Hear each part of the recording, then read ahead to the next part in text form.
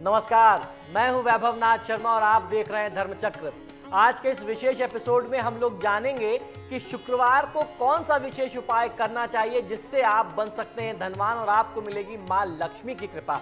उसके साथ साथ जानेंगे छोटे छोटे आसान उपाय जिनको करके आप अपने घर के वास्तु दोषों के दुष्प्रभाव को कम कर सकते हैं और इसके साथ किन मंत्रों से आप रोग निवारण कर सकते हैं ये भी जानेंगे। और भगवान श्री गणेश को प्रसन्न करने के लिए कुछ बहुत सरल लेकिन बहुत प्रभावशाली तांत्रिक उपाय भी आज हम लोग जानने वाले हैं। एकाक्षी नारियल का तंत्र शास्त्र में बहुत बड़ा महात्म्य है। इसे साक्षात लक्ष्मी का स्वरूप मानते हैं। यदि इसे विधि विधान के साथ घर में स्थापित कर लिया जाए तो उस व्यक्ति के घर में कभी पैसों की कमी नहीं रहती और उसकी हर मनोकामना पूरी होती है, ऐसा हमारे तंत्र शास्त्रों का मत है।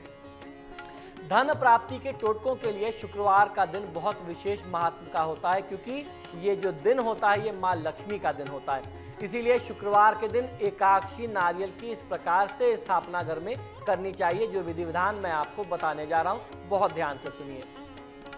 आपको करना यह है कि सुबह जल्दी उठ करके साधक स्नान ध्यान करके शुद्ध वस्त्र धारण करके अपने सामने थाली में चंदन या कुमकुम से अष्टदल बना करके उस पर एकाक्षी नारियल को रख दे और दीपक और अगरबत्ती जला करके अपने साथ लगा ले।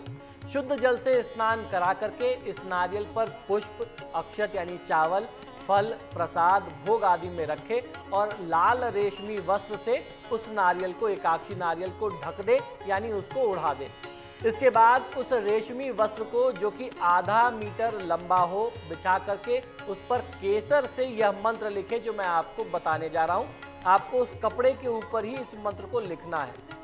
तो आइए जानते हैं किस प्रकार से आपको मंत्र का उच्चारण करना है। मंत्र इस प्रकार है: ओम श्रीं ह्रीं क्लीं ऐं महालक्ष्मी स्वरूपाय एकाक्षी नारिकेलाय नमः सर्वसिद्धि कुरु कुरु स्वाहा।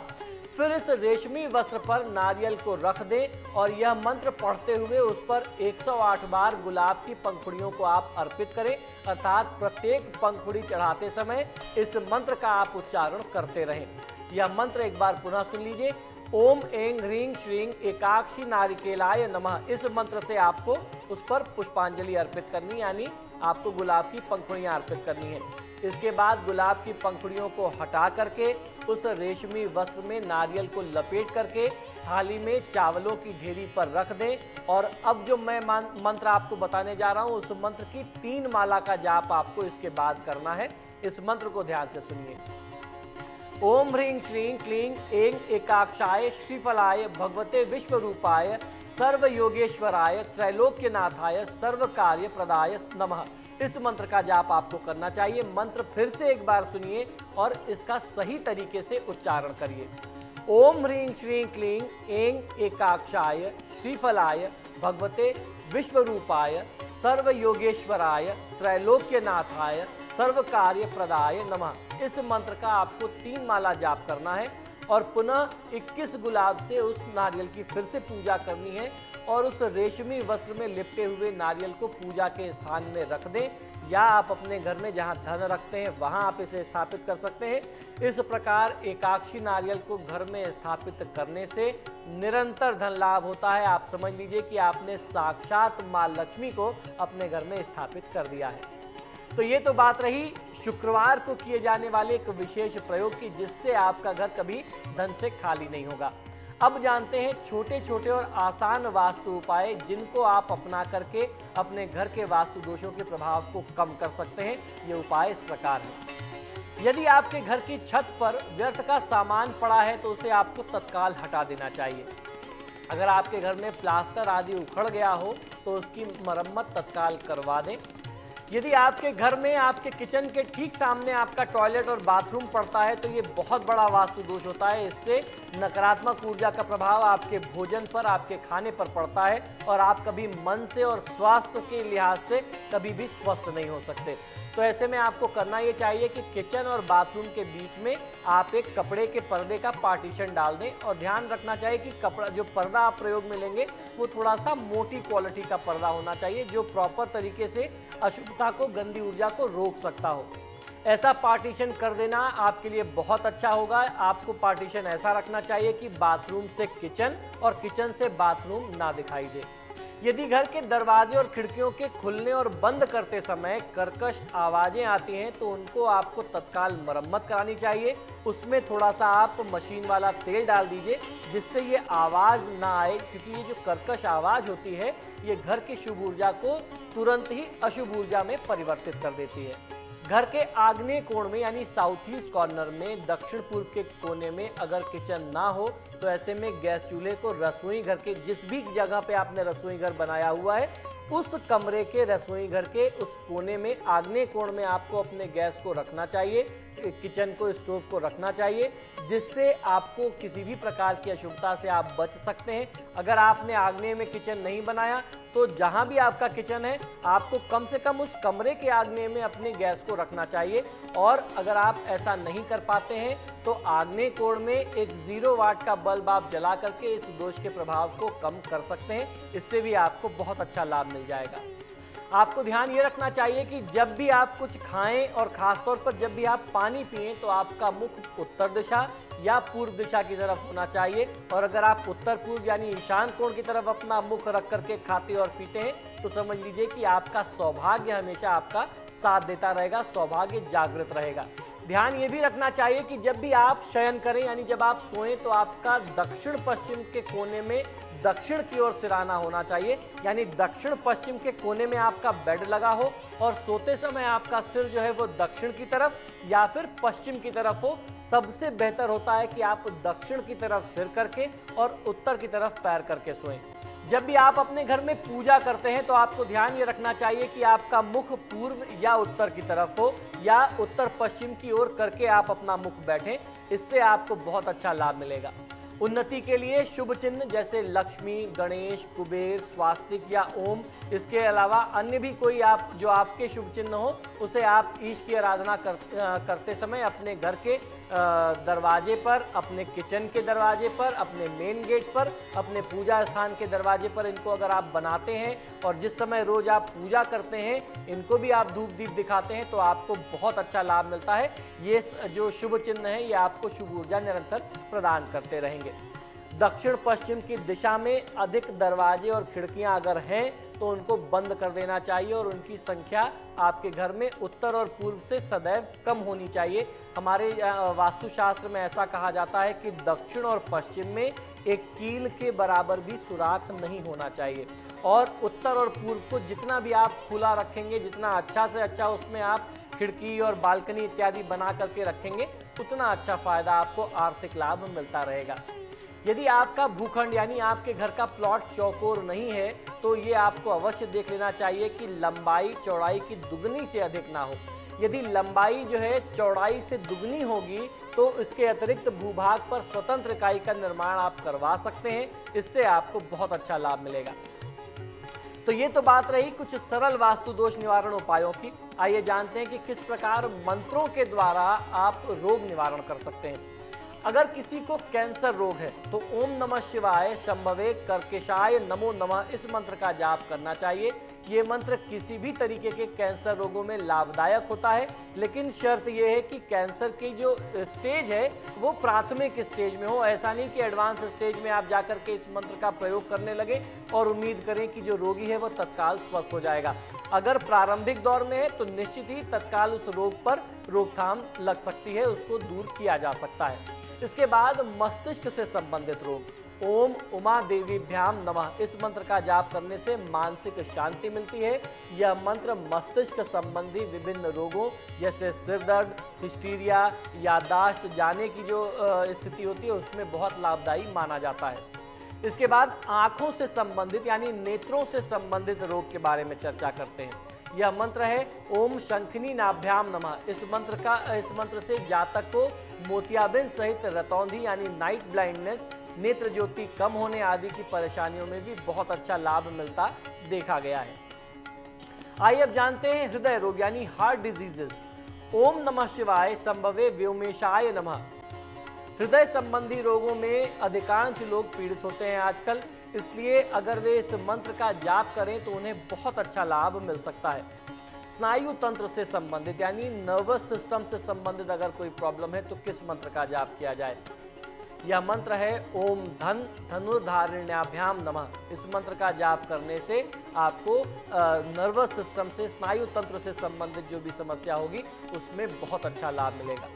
अब बात कर लेते हैं कान से संबंधित, कर्ण संबंधित कोई रोग अगर है, श्रवण संबंधित कोई आपको समस्या है तो आपको कौन सा मंत्र जाप करना चाहिए। ओम हाम द्वारवासिनीभ्याम नमः। इस मंत्र का जाप करने से कर्ण विकारों को दूर करने में यह मंत्र आश्चर्यजनक भूमिका निभाता है। इसका लाभ लिया जा सकता है। अगर किसी व्यक्ति को शीत प्रकोप रहता है, ठंड बहुत लगती है, कफ संबंधी कोई समस्या आपको बार बार परेशान करती है, तो ऐसे में ओम पद्मावतीभ्याम नमः मंत्र का आप जाप करें तो आपको बहुत अच्छा फायदा मिलेगा। श्वास रोग यानी सांस से संबंधित दमा जैसी समस्या अगर आपको परेशान करती है तो ऐसी स्थिति में ओम नमः शिवाय संभवे श्वेतेशाय नमो नमः इस मंत्र का जाप आपको करना चाहिए। पक्षाघात यानी अगर किसी को लकवा मार जाए, पैरालिसिस का किसी को अटैक हो जाए तो किस मंत्र का आप जाप करें।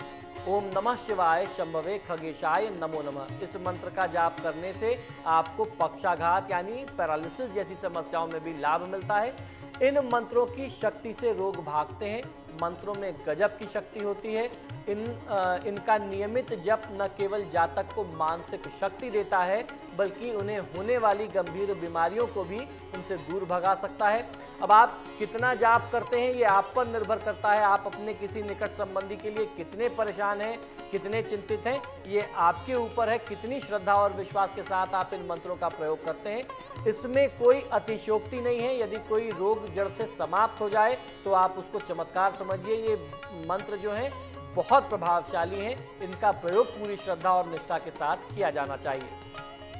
तो ये तो बात रही कुछ प्रभावशाली मंत्रों की। आइए जानते हैं भगवान श्री गणेश को प्रसन्न करने के लिए कुछ तांत्रिक उपाय।